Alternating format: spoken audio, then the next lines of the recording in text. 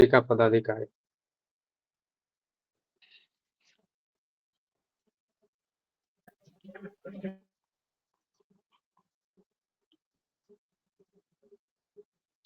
अधिकारी भी आप बोर्ड वगैरह लगा सकते हैं। अगर लेवल की बात करें तो लेवल क्या है, लेवल 9 अप्रोक्स रहता है इसका। पे स्केल अच्छा होता है लेवल 9। यूपीएससी वगैरह है लेवल 10, उससे जस्ट एक लेवल पीछे है। और असिस्टेंट प्रोफेसर का जो लेवल होता है वो लेवल 10 से स्टार्ट होता है। तो एज अ पहले तो असिस्टेंट प्रोफेसर का लेवल लेक्चरर बोला जाता है उसी को, ठीक है। लेकिन ये टीचर में आ जाता है, टीचर में सबसे अपर लेवल का जॉब हो गया। अब यहाँ हम लोग सिलेबस की जहां तक बात करें तो मेन सिलेबस देखिए, अभी तक फिलहाल में 2019 और 2023 दो बार रिसेंटली एग्जाम हुआ है। पहले जो सिलेबस था 150 के अकॉर्डिंग था, अभी उसमें चेंज किया गया 100 के अकॉर्डिंग आपका क्वेश्चन पूछा जाएगा। लेकिन सिलेबस की जहां तक बात किया जाए, ठीक है ना, मैं डिटेल्स में सब कुछ लिखूंगा, अभी बात कर रहा हूं मैं। आवाज जा रही है ना सबको? एक बार कंफर्म कर दीजिए।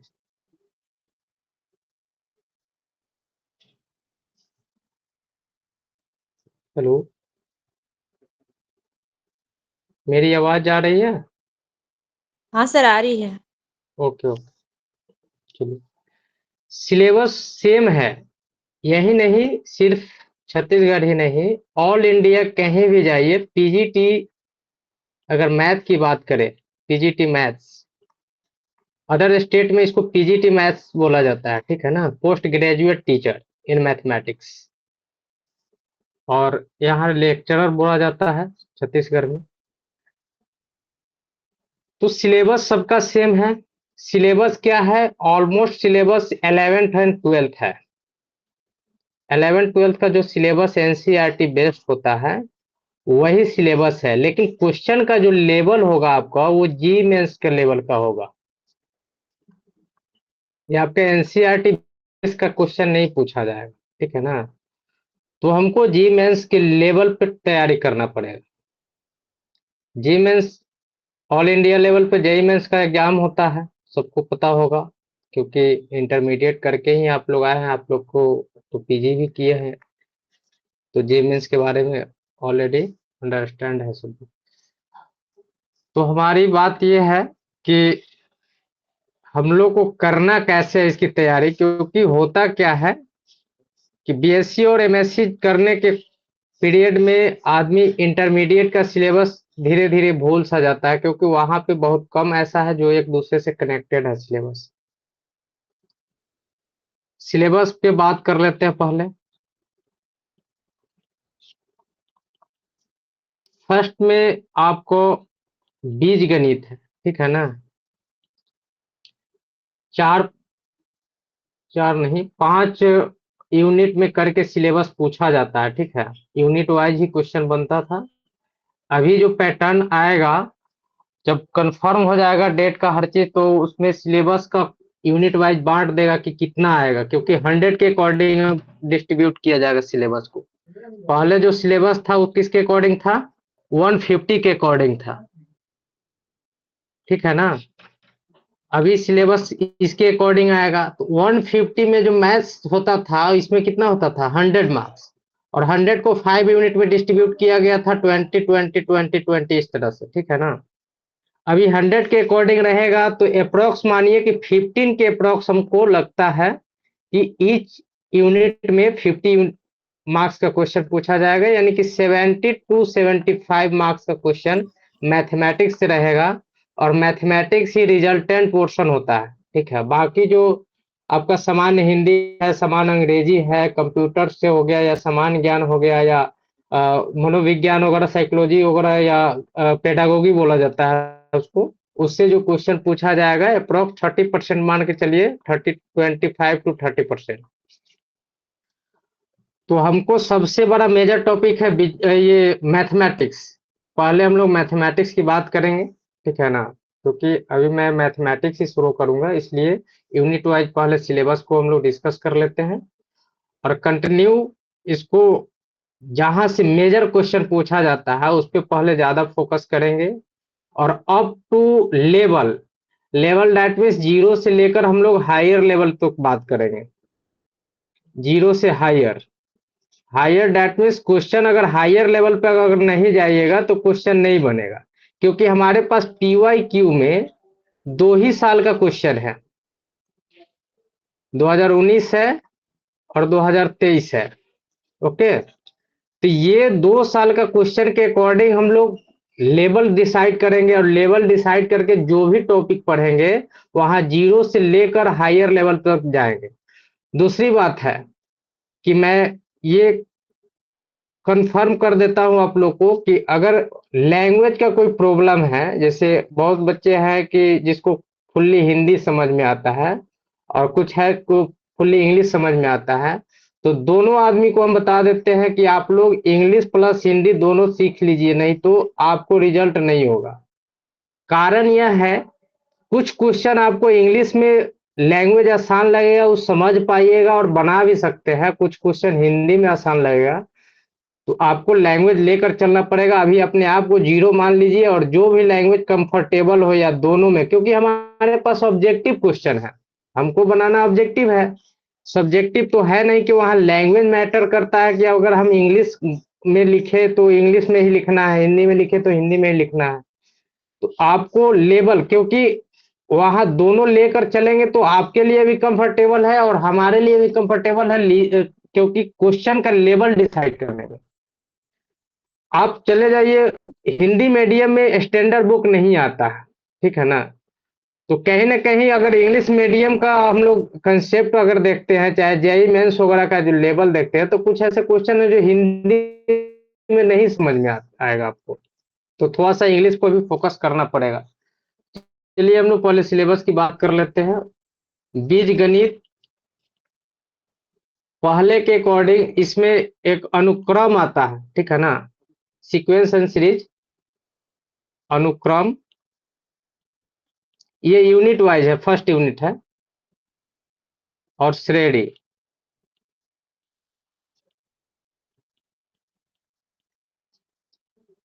इसमें आ जाएगा परमुटेशन कॉम्बिनेशन, यानी कि क्रमचय,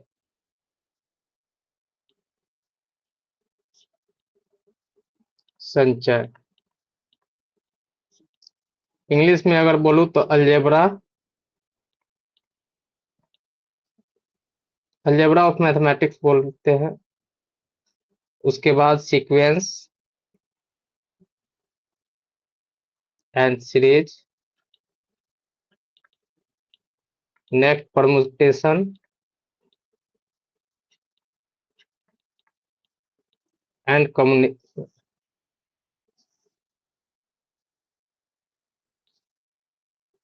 कॉम्बिनेशन।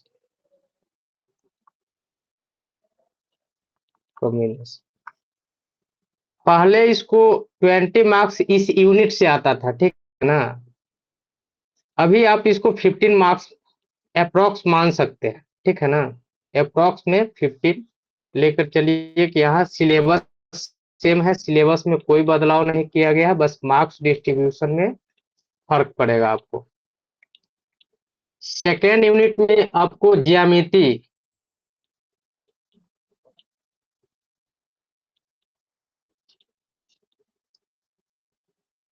कोऑर्डिनेट ज्योमेट्री भी बोला जाता है, कोऑर्डिनेट ज्यामिति,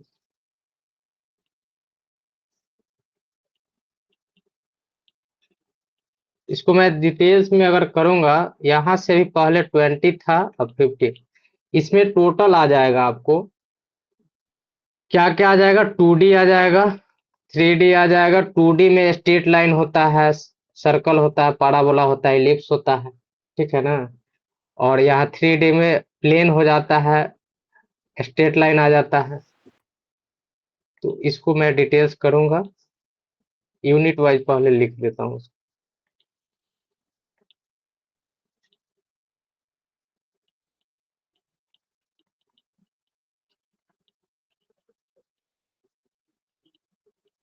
कोऑर्डिनेट ज्योमेट्री में 2D प्लस 3D लिखिए। 2D में 11th में 2D पढ़ रहे हैं, 12th में 3D पढ़ रहे हैं। 2D में बहुत सारा टॉपिक आ जाता है, मतलब सरल रेखा आ जाएगा आपको, उसके बाद वृत्त आ जाएगा, और क्या क्या आ जाएगा, वही एलिप्स वगैरह, हाइपरबोला, दीर्घवृत्त वगैरह जो बोला जाता है, ठीक है ना। नेक्स्ट थर्ड यूनिट में आपको सांख्यिकी है।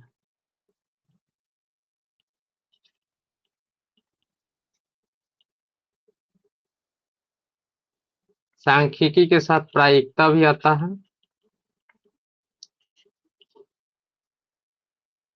और लीनियर प्रोग्रामिंग, रैखिक प्रोग्रामन, इसको बोल सकते हैं statistic, probability and linear programming.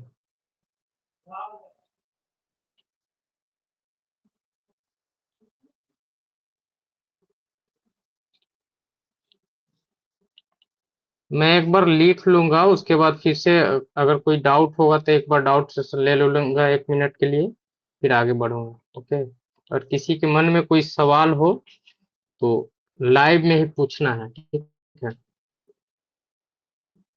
Next,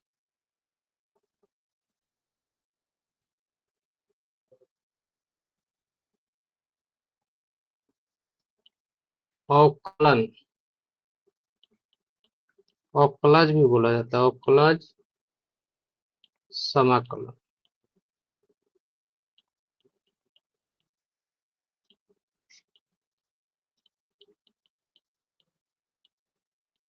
differential calculus बोल सकते हैं,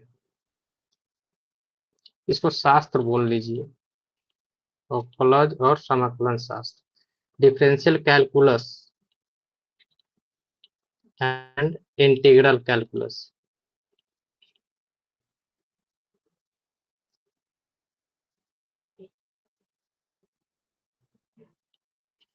कैलकुलस, ये ईच एंड एवरी यूनिट कितने मार्क्स का है? सभी पहले 20 मार्क्स का ही पूछा जाता था, तो अप्रोक्स 20-15 ही लेकर चलिए। अभी के रेस्पेक्ट में हम लोग 15 अप्रोक्स लेकर चल सकते हैं, ठीक है। अगर 70 रहेगा तो 14 के आसपास आएगा, ठीक है ना, क्योंकि ये डिसाइड नहीं हुआ है, ठीक है। ये हुआ है कि 100 का पेपर बनेगा, तो 100 का पेपर बनेगा तो उसी अकॉर्डिंग डिस्ट्रीब्यूट होगा मार्क्स। और एक और यूनिट है लास्ट, त्रिकोणमिति। ये तो 11th का ही है, पहले ही लिखना चाहिए था, लेकिन कोई दिक्कत नहीं, कहीं भी यूनिट हो। त्रिकोणमिति, ट्रिगोनोमेट्री,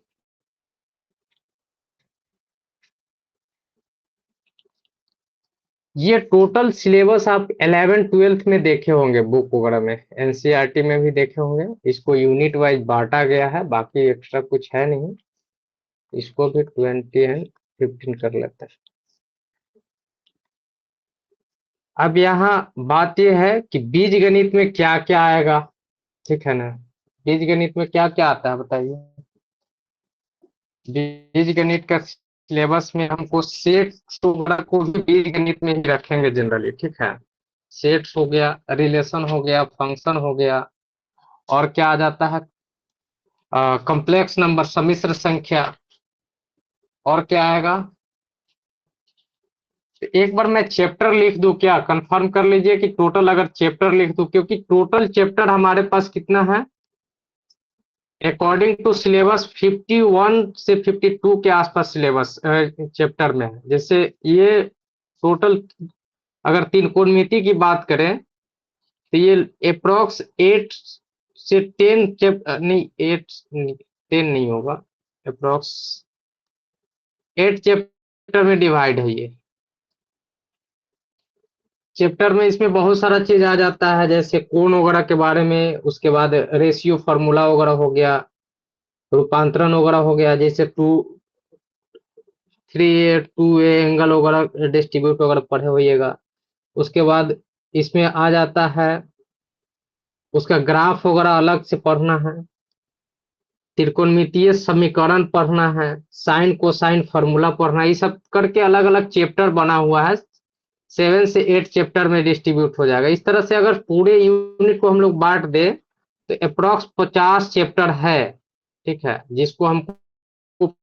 जिसमें मोस्टली एक बार हम चैप्टर ही डिसाइड कर देते हैं, क्योंकि वहां से पता चल जाएगा आपको कि कौन चैप्टर ज्यादा इंपॉर्टेंट है, क्योंकि ये हमको पता होना चाहिए कि कौन चैप्टर से कितना वैल्यूएशन है, किसका कितना मार्क्स का पूछा जाता है, किससे कितना क्वेश्चन पूछा जाता है, ताकि अगर मेजर चैप्टर पर भी अगर ध्यान दे बढ़िया से तो आराम से। एक बार मैं ये बता दूं कि सिलेबस कट ऑफ का जहां तक बात है, तो जनरल कट ऑफ 60% अगर मार्क्स आता है, 60%, दैट मीन्स अगर पहले कितना था 150 था, तो 90 नंबर पे जनरल मेल का भी कट ऑफ बन जाता था, ठीक है ना। तो ये आपका कट ऑफ का ये है, पहला का जो प्रीवियस 2 रिजल्ट है उसके अकॉर्डिंग मैं बता रहा हूँ, ठीक है। तो इतना लेकर चलना पड़ेगा कि हमको अगर मैथ से ही अगर हम 60% क्रॉस कर सकते हैं तो ज्यादा बेहतर रहेगा, मेरे लिए रिजल्ट लेना आसान होगा, क्योंकि नेगेटिव मार्किंग भी रहता है इसमें। और मैथ्स अगर बन गया तो नेगेटिव का कोई झंझट नहीं है इसमें। सबसे प्लस पॉइंट मैथमेटिक्स वाले के लिए यही है कि अगर बन गया तो 110% उसमें नेगेटिव कटने की कोई चांस नहीं बनता है, और नहीं बना तो अनुमान इसमें काम नहीं आता है, ये भी बात है। तो एक बार मैं चैप्टर्स भी डिसाइड कर देता हूँ, क्योंकि डिटेल्स में तो पढ़ना है ही।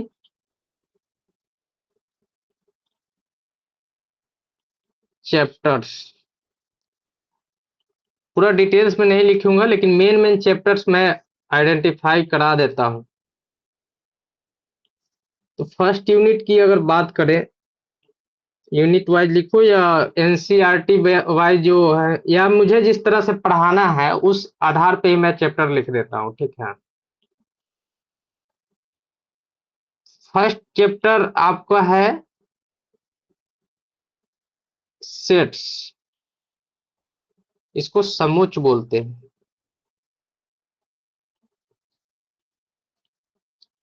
सेकेंड आपका है रिलेशन, सम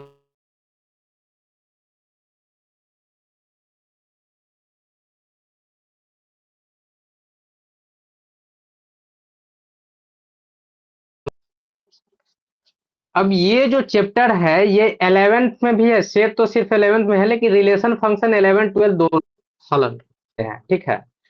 तो चैप्टर में दोनों में अलग अलग लिखा गया है, इसलिए चैप्टर बढ़ जाता है, ठीक है। यहाँ मैं जब पढ़ाऊंगा तो रिलेशन, आप कोई 11th 12th के विद्यार्थी तो है नहीं, आप सब कुछ पढ़े हुए हैं, तो जब मैं रिलेशन शुरू करूंगा तो रिलेशन 11th वाला भी पढ़ लेंगे हम लोग, और 12th वाला भी पढ़ लेंगे। फंक्शन जब पढ़ेंगे तो फंक्शन 11th वाला भी पढ़ेंगे, 12th वाला भी पढ़ेंगे। सेट पढ़ेंगे तो पूरे डिटेल्स में सेट पढ़ेंगे। अब इस चैप्टर का यूज कहाँ कहाँ है ये जान लीजिए।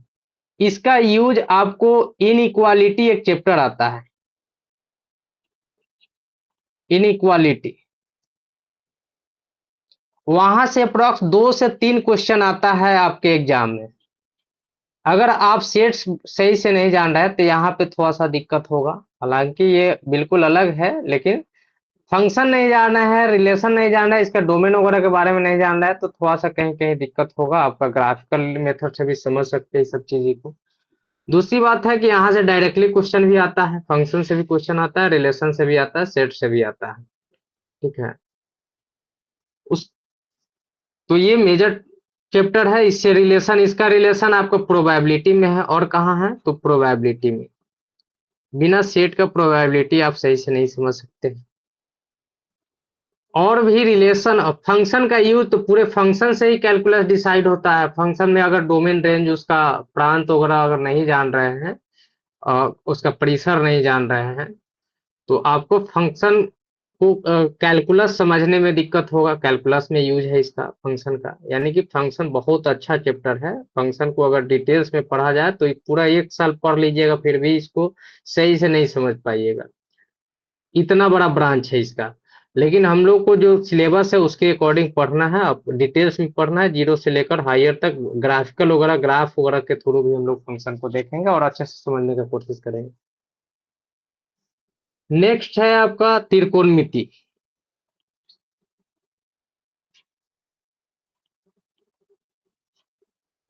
तो त्रिकोणमिति में मैं पूरा डिटेल्स ना लिखकर यहाँ समझिए कि 4 से लेकर 8 चैप्टर, मान लीजिए 12 तक चैप्टर इसको लिख लेता हूं मैं, या पूरा त्रिकोणमिति पढ़ना है तो ये मानिए कि होल त्रिकोणमिति ये पूरा यूनिट ही है, तो अप्रोक्स इसमें लिख देता हूँ अप्रोक्स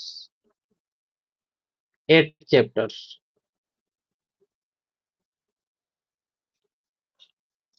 ठीक है ना, 15 मार्क्स के आसपास है यहाँ से। इसको डिटेल्स में पढ़ेंगे तो चैप्टर वाइज बताऊंगा कि कहाँ से कौन चैप्टर से कितना क्वेश्चन आता है, कौन ज्यादा इंपॉर्टेंट है, क्योंकि त्रिकोणमिति एक दूसरे से रिलेटेड रहता है। अगर आप एक चैप्टर छोड़ दीजिएगा तो दूसरा चैप्टर तो समझ में आएगा नहीं, तो पूरा जीरो से बेस से ही पढ़ना पड़ेगा इसको।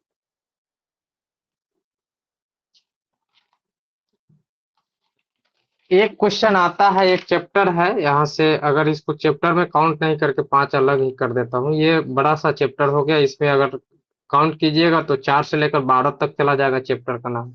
इसलिए चैप्टर अगर 50 बोले हैं तो घट जाएगा, क्योंकि यहाँ 8 चैप्टर इसी में इंक्लूड हो गया। एक है गणितीय आगमन का सिद्धांत, मैथमेटिकल इंडक्शन बोलते हैं, प्रिंसिपल ऑफ मैथमेटिकल इंडक्शन, उससे एक क्वेश्चन आता है, एक क्लास का चीज है ये, 1 या 2 क्लास इसको पढ़ाऊंगा, एक क्वेश्चन आता है इससे, गणितीय आगमन का सिद्धांत।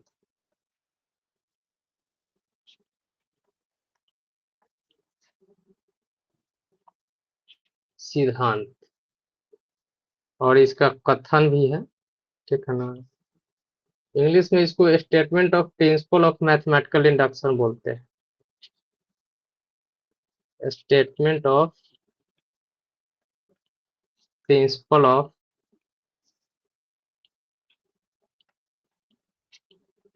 Mathematical induction.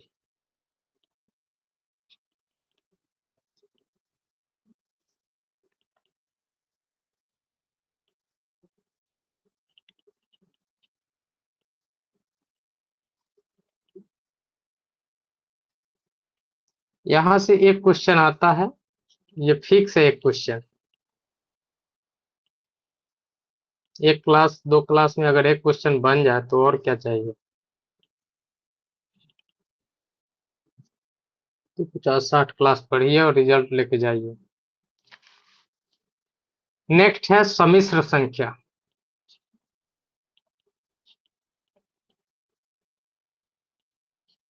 सम्मिश्र संख्या से भी 1 से 2 क्वेश्चन आता है, इसको कॉम्प्लेक्स नंबर बोलते हैं, और इसका यूज भी होता है, इसका यूज करके आपको मैट्रिक्स और डिटर्मिनेंट्स भी है आगे पढ़ना, अलजेब्रा में ही आता है, वहां भी कॉम्प्लेक्स नंबर का यूज करके क्वेश्चन दिया जाता है, तो कॉम्प्लेक्स नंबर बोलेंगे इसको।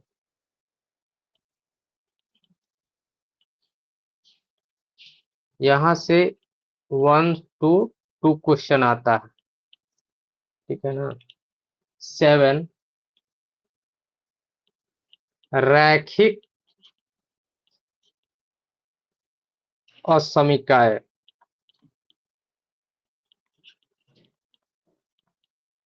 यही था linear inequality, linear inequality.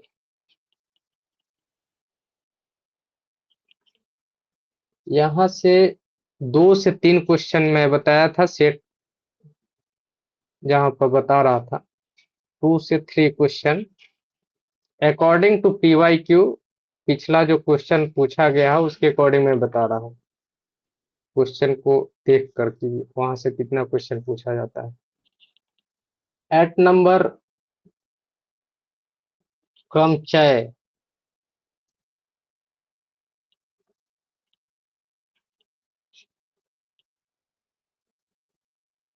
That means permutation.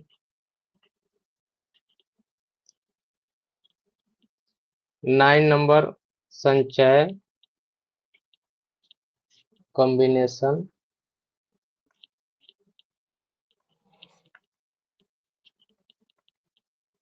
ये दोनों से 2 से 3 क्वेश्चन यहां से भी आता है।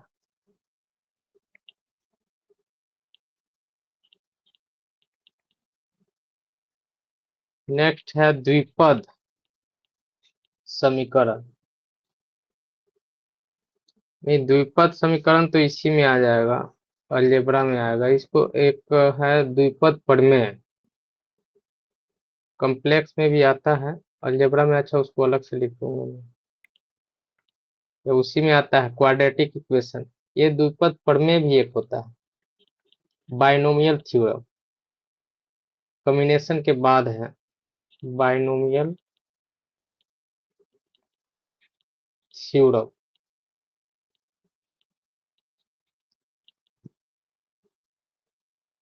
इससे भी एक क्वेश्चन आता है।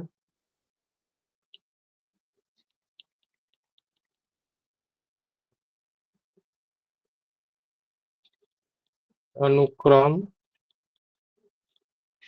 बाकी यूनिट वाइज तो मैं बता ही दिया हूँ। तो यूनिट वाइज में जो नाम है तो उतना क्वेश्चन उसी यूनिट से पूछा है।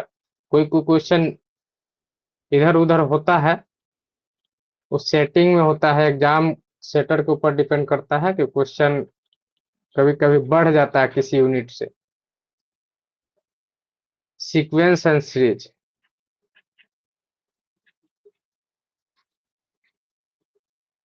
कुछ कुछ क्वेश्चन ऐसा होता है ना कि ये चैप्टर लिखा और ये चैप्टर को इंक्लूड करके दूसरे चैप्टर में मिलाकर भी क्वेश्चन दे दिया। दैट मीन्स अगर मैट्रिक्स में क्वेश्चन दे दिया, अनुक्रम और श्रेणी का भी यूज कर दिया। जैसे हम लोग जाएंगे वहां क्वेश्चन सब करेंगे तो वहां पता चलेगा आपको कि यहाँ से भी क्वेश्चन, ये क्वेश्चन 2 जगह काउंट हो जाता है। क्वेश्चन एक ही क्वेश्चन रहेगा लेकिन 2 जगह काउंट हो जाएगा वो, क्योंकि दोनों का कंसेप्ट का यूज होता है उसमें। 12 नंबर। अब हम लोग आ जाएंगे कोण, ये 2D और 3D में, कोऑर्डिनेट ज्योमेट्री में। तो इसमें सरल रेखा पढ़ना है, straight line, straight line. Next और क्या क्या पढ़ना है? कोनिक सेक्शन, शंकु परिच्छेद, इसको कोनिक सेक्शन बोलते हैं। इसी में वृत्त, दीर्घ वृत्त, ये सब पढ़ना है। ज्योमेट्री में और क्या आ जाएगा? कोऑर्डिनेट ज्योमेट्री में त्रिविमीय ज्यामिति आ जाएगा।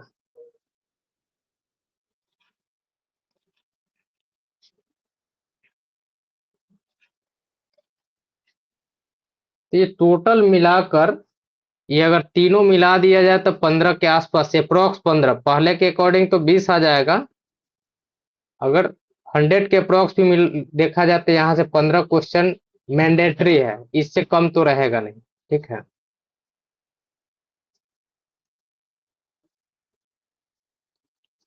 नेक्स्ट आपको कैलकुलस का जो पोर्शन है, कैलकुलस में क्या क्या आ जाएगा? एक तो आता है लिमिट, सीमाएं, सीमा बोल सकते हैं इसको।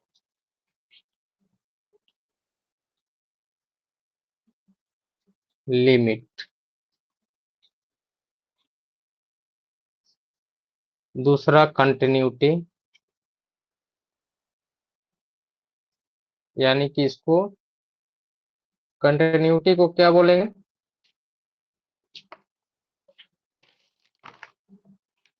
शांततय, शांततय। ये 12th में पढ़ना है, ठीक है ना। लिमिट 11th में पढ़ना है। और है डिफरेंशिबिलिटी,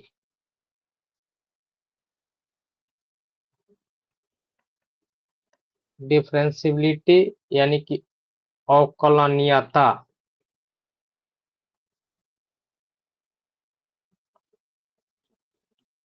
नेक्स्ट क्या है, ये सब कैलकुलस का पोर्शन लिख रहे हैं हम, एक यूनिट है ये भी उसी तरह से 15 मार्क्स का होगा अप्रोक्स, 15 से 20, पहले तो 20 था। डिफरेंशिएशन,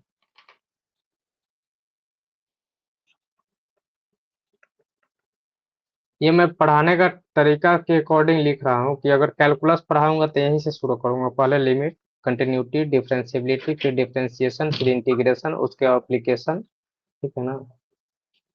तो डिफरेंशिएशन हो गया, इसको बोलेंगे अवकलन,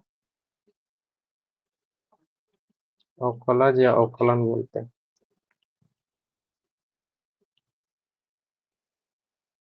इसका AOD, एप्लीकेशन ऑफ डेरिवेटिव,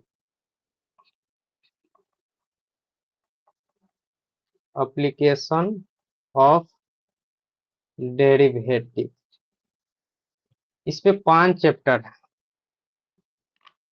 अवकलज का अनुप्रयोग, अवकलज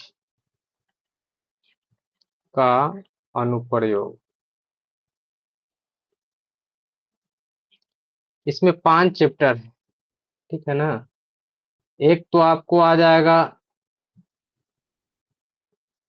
रेट मेजर, राशियों में परिवर्तन, या ऐसे बोल सकते हैं राशियां,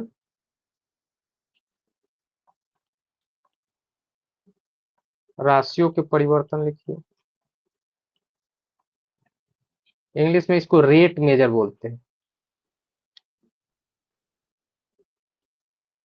सेकंड, एरर,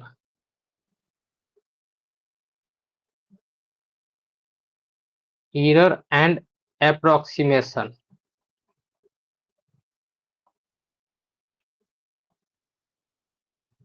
एरर का हिंदी होता है त्रुटि,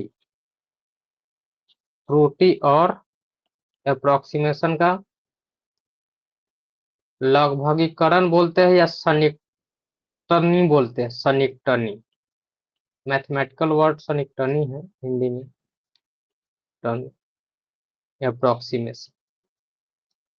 2 चैप्टर हुआ, टोटल 5 चैप्टर पढ़ना है उसमें। थर्ड में है इंक्रीजिंग और डिक्रीजिंग फंक्शन, इसको वर्धमान बोलते हैं, वर्धमान, हिंदी में वर्धमान और ह्रास फलन बोलते हैं, और ह्रास फलन,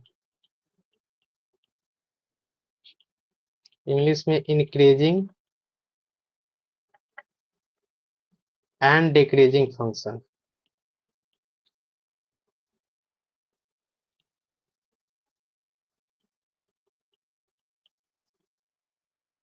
नेक्स्ट चैप्टर है 4 नंबर, टेंजेंट एंड नॉर्मल, स्पर्श रेखाएं, टेंजेंट को बोलते हैं स्पर्श, स्पर्श रेखाएं और अभिलंब, इसको इंग्लिश में टेंजेंट एंड नॉर्मल बोलते हैं, टेंजेंट एंड नॉर्मल।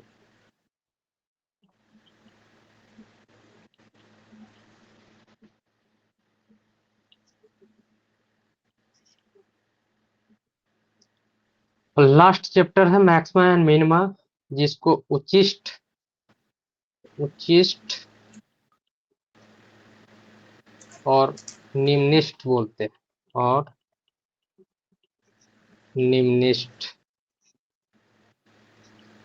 इंग्लिश में इसको मैक्सिमा एंड मिनिमा बोला जाता है, मैक्सिमा एंड मिनिमा।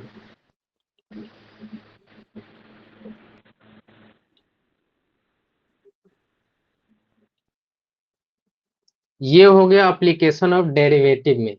इसके अलावा डेरिवेटिव पे 1-2 कंसेप्ट पे चैप्टर बना हुआ है, मैं चैप्टर क्या लिखा था, एक मिनट, लास्ट नंबरिंग क्या है, 19 नंबर, तो उसको उसी में हम इंक्लूड कर दिए। इसे चैप्टर भी बना सकते थे, लेकिन इंक्लूड इसलिए किए कि एप्लीकेशन और डेरिवेटिव था, सब चैप्टर के रूप में ही हम लोग उसको कंसीडर करें। उसके बाद एप्लीकेशन ऑफ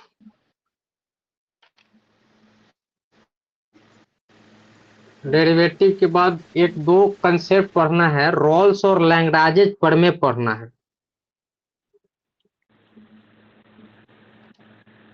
रोले बोलते हैं हिंदी में, रोले और लंगराजेज या लंगराज, लैंग्राज पढ़ में, ये दो पढ़ में पढ़ना है। इस पे क्वेश्चन पूछा जाता है, ठीक है ना। तो रोल्स एंड लंगराज,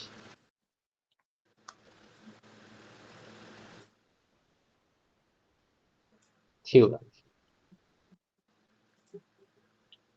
काफी इम्पोर्टेंट है ये। हायर लेवल पे भी ये पूछा जाता है, आप नेट उट में भी इसको पढ़ना है। जो लोग सेट वगैरह का भी तैयारी करते होंगे तो सेट में भी पढ़ना है, रियल एनालिसिस में आता है वो। नेक्स्ट,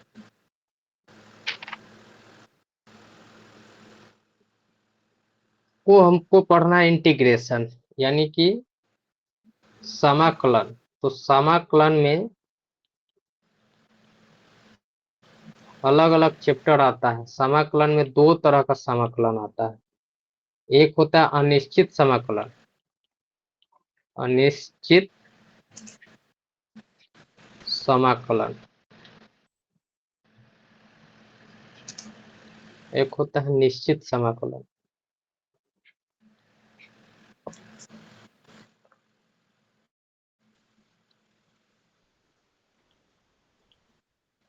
इसको बोलते हैं इंडेफिनिट इंटीग्रेशन, इंडेफिनिट इंटीग्रेशन, और इसको बोलते हैं डेफिनिट इंटीग्रेशन।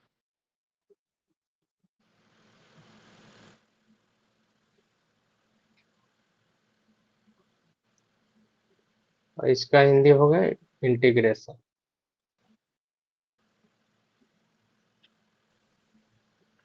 इसमें भी इसका एप्लीकेशन भी पढ़ना है। जिस तरह डिफरेंशिएशन का एप्लीकेशन है, उसी तरह नेक्स्ट मैं लिख देता हूँ 22 में ए ओ आई, ए ओ डी लिखा था, A O I, that means application of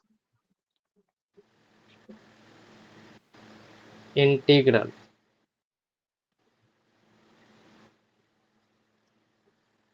यानी कि समाकलन के अनुप्रयोग।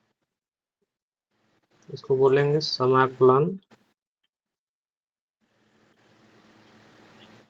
के अनुप्रयोग।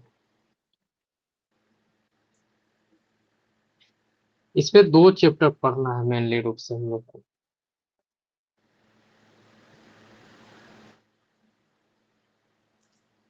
लेकिन एरिया से क्वेश्चन नहीं आता है, लेकिन फिर भी उसको हम लोग पढ़ लेंगे एक क्लास में। एक पढ़ना है एरिया, एरिया दैट मीन्स क्षेत्रफल, एरिया बाय कर्व, यानी कि वक्र रेखा द्वारा बना हुआ क्षेत्रफल। और दूसरा अवकल समीकरण पढ़ेंगे, अवकल समीकरण, इसको डिफरेंशियल इक्वेशन बोलते हैं। ये काफी इम्पोर्टेंट है, हायर लेवल पे भी ये पूछा जाता है, और डिफरेंशियल इक्वेशन से अच्छा खासा क्वेश्चन रहता है। ये आपका टोटल जो मैं कहाँ से लिखा हूँ, 15 से लेकर 15 टू 22, चैप्टर नंबर 15 टू 22 में जो लिखा हूँ यही है कैलकुलस, जो एक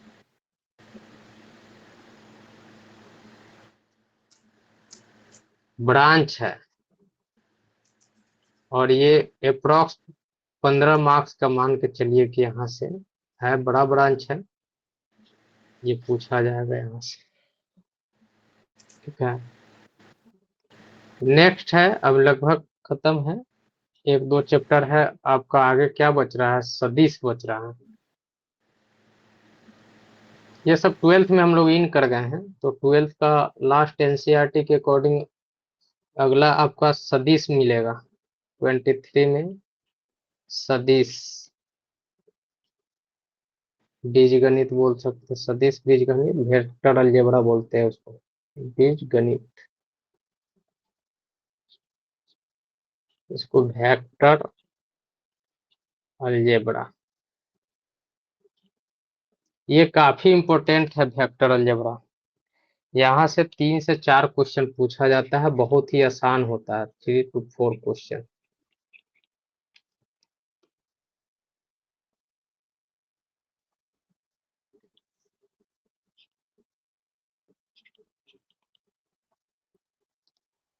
और कोऑर्डिनेट ज्योमेट्री, वो ज्योमेट्री तो वहां लिख दिया था मैं, 3 की ज्योमेट्री, ये 12th में भी आता है कोऑर्डिनेट ज्योमेट्री एक 3D करके, तो वहां मैं लिख दिया था, लेकिन यहाँ भी लिख देता हूँ क्योंकि ये 12th में पढ़ाऊंगा, दोनों अलग चीज है। ठीक है, त्रिविमीय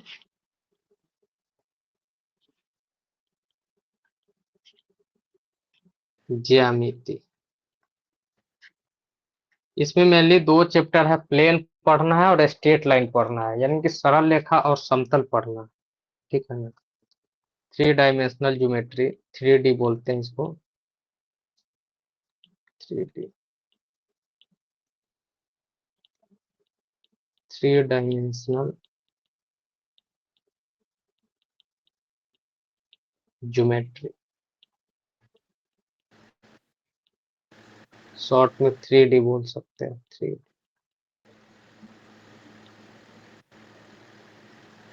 इसमें 2 चैप्टर है, क्या है, एक स्ट्रेट लाइन,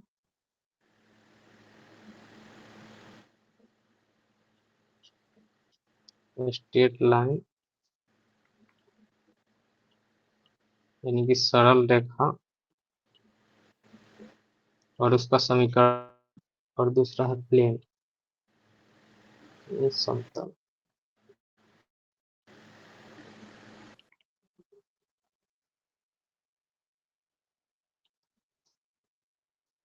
लास्ट चैप्टर आपका, लास्ट में 2 चैप्टर बच गया आपको, एक तो रैखिक समीकरण, वहां बताया था मैं, रैखिक प्रोग्रामन, रैखिक प्रोग्रामन,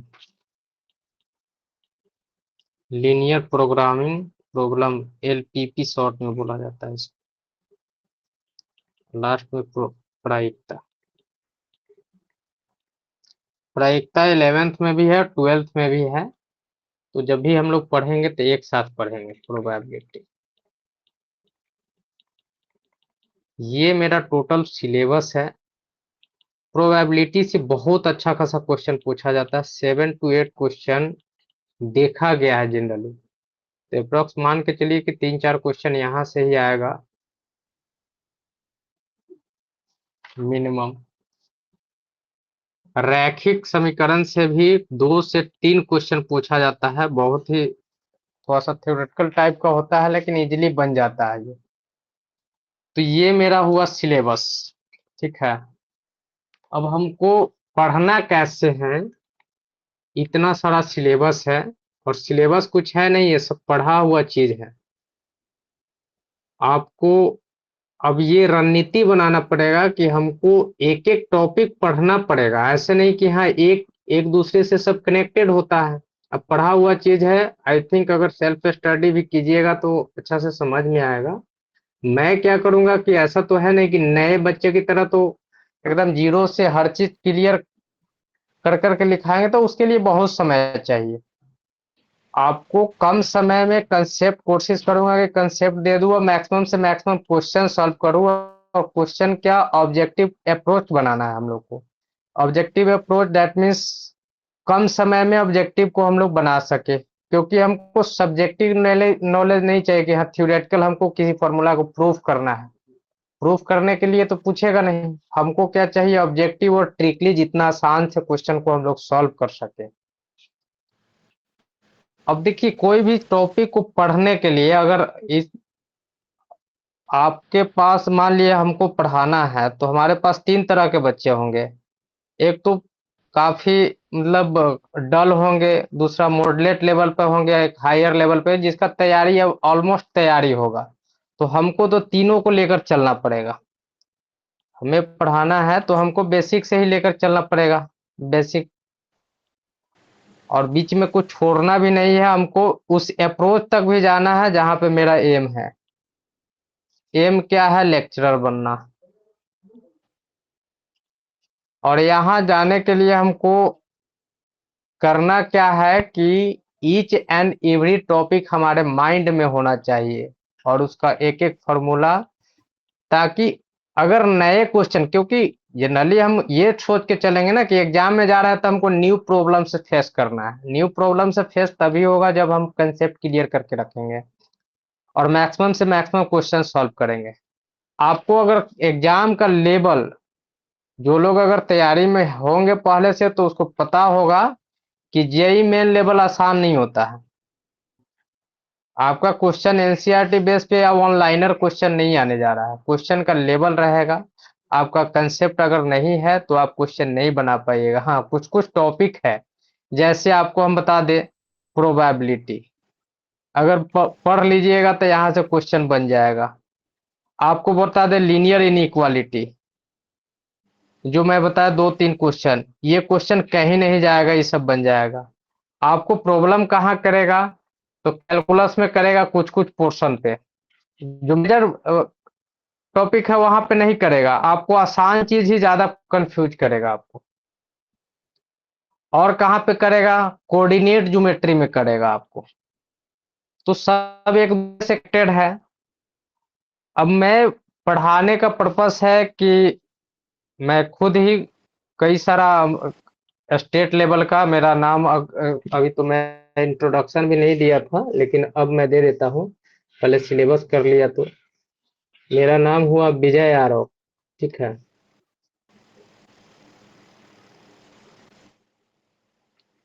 ऑलरेडी कई स्टेट का मेरा STET, state level eligibility test जो है क्वालिफाई है हम। दूसरी बात है, करेंटली मैं एज असिस्टेंट प्रोफेसर के रूप में, मतलब गेस्ट एडवॉक पे हूँ, परमानेंट नहीं है मेरा जॉब। ठीक है। तो मैं कॉलेज में भी अभी हूँ, पीएचडी प्रोसीडिंग चल रहा है मेरा, और एनी अदर और तो चलते रहता है। ठीक है। बाकी पढ़ाने का एक्सपीरियंस तो बहुत पुराना है, लेकिन आपके पीजीटी लेवल का लगभग 3 साल से मैं देख रहा हूँ, अदर अदर स्टेट का। ठीक है। जैसे यूपी हो गया, बिहार हो गया, सीजी सेट वगैरह भी मैं पढ़ाया हूँ। और लेक्चरर के लिए बहुत दिन से डिमांड आ रहा था, मैम भी बोल रही थी कि शुरू किया जाए, क्योंकि मैम के साथ मैं कई साल से पढ़ा रहा हूँ। तो सोचे कि आपका स्टेट का भी स्टार्ट कर देते हैं। सिलेबस सबका सेम है, तो सिलेबस के अकॉर्डिंग पढ़ना हम लोग को। और मेरा पूरा प्रयास रहेगा कि आपका सिलेक्शन हो। ये नहीं कि हाँ सिर्फ हम पढ़ाकर और टाइम पास करने का, मतलब ऐसा कुछ है नहीं। मेन है मोस्टली एम हम लोग का, जो टाइम ड्यूरेशन दिया गया है वही एग्जाम का, उससे पहले टोटल सिलेबस कवर कर ले और कंसेप्ट उस लेवल पे देंगे। और क्वेश्चन भी सिर्फ आपका पीजीटी लेवल का होगा। क्वेश्चन में मैं इन्वॉल्व करूंगा एग्जाम्पल में, बेसिक से तो शुरू करूंगा ही, लेकिन मोस्टली एग्जाम्पल आपको मिलेगा।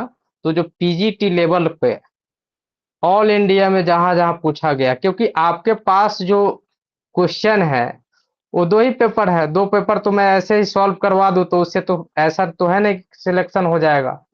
तो ऑल इंडिया लेवल पे जनरली क्वेश्चन जब पीजीटी का बनता है तो खासकर जैसे डीएसएसबी हो गया, डी ट्रिपल एस, उसके बाद आपका ईएमआरएस आया है अभी,